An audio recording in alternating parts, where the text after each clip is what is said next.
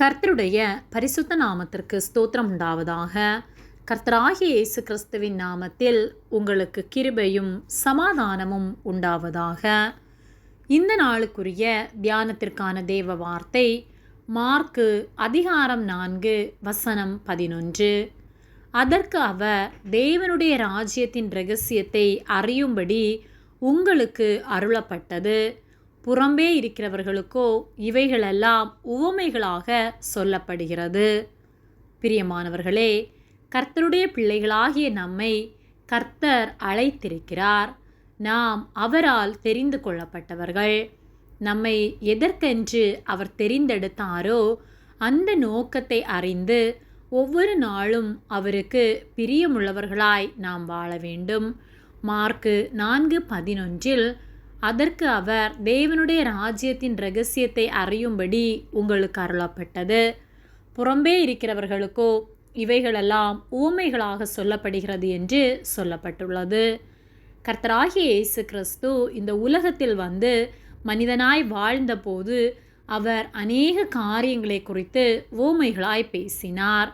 அப்பொழுது அதன் அர்த்தத்தை சீஷர்கள் அறிந்து கொள்ளும்படி அவரிடம் கேட்டபோது அதை அவர் விளக்கி அவர்களுக்கு தெரியப்படுத்தி, பின்பு அவர் இப்படியாக, தேவனுடைய ராஜ்யத்தின் இரகசியத்தை அறியும்படி உங்களுக்கு அருளப்பட்டது, புறம்பே இருக்கிறவர்களுக்கோ இவைகளெல்லாம் ஊமைகளாக சொல்லப்படுகிறது என்று சொன்னார்.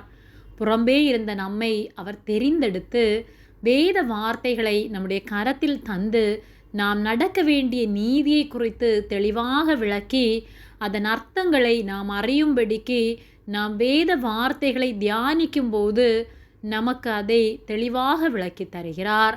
அதை கற்று ஆராய்ந்து அதன்படி நாம் வாழும்போது நம் வாழ்க்கை ஆசீர்வாதம் உள்ளதாய் இருக்கும். தேவனுடைய ராஜ்யத்தின் இரகசியத்தை அறியும்படிக்கு நமக்கு அருளப்பட்டிருக்கிறது.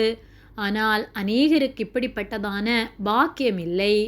ஆகவே அவர் தந்த இந்த பாக்கியத்தை, இந்த கிருபைகளை அசட்டை பண்ணாமல் அவருடைய ராஜ்யத்தின் இரகசியத்தை குறித்து தினந்தோறும் ஆராய்ந்து அவர் வார்த்தைகளுக்கு கீழ்ப்படிந்து அவரில் நிலைத்திருந்து நல்ல கனி கொடுக்கிறவர்களாய் வாழ்ந்து அநேகருக்கு அவருடைய அன்பை வெளிப்படுத்தி வாழ்வோம். கர்த்தர் நாமத்தை மகிமைப்படுத்துவோம். ஆமேன். ஜெபம். எங்களை அதிகமாக நேசித்து வழிநடத்தி வருகிற எங்கள் அன்பின் பரிசுத்த பிதாவே, இந்த நாளையும் நாங்கள் காணும்படியாக நீர் எங்களுக்கு ஜீவனை தந்த உம்முடைய அன்பிற்காக நாங்கள் உமக்கு நன்றி செலுத்துகின்றோம். நாங்கள் தியானித்த வார்த்தையின்படியே நாங்கள் உம்முடைய ராஜ்யத்தை குறித்து அறிந்து அதை சுதந்திரித்து கொள்ளும்படி ஒவ்வொரு நாளும் உம்முடைய வார்த்தைகளின்படி வாழத்தக்கதான கிருபைகளை நீர் எங்களுக்கு தரும்படியாய் ஜெபிக்கின்றோம்.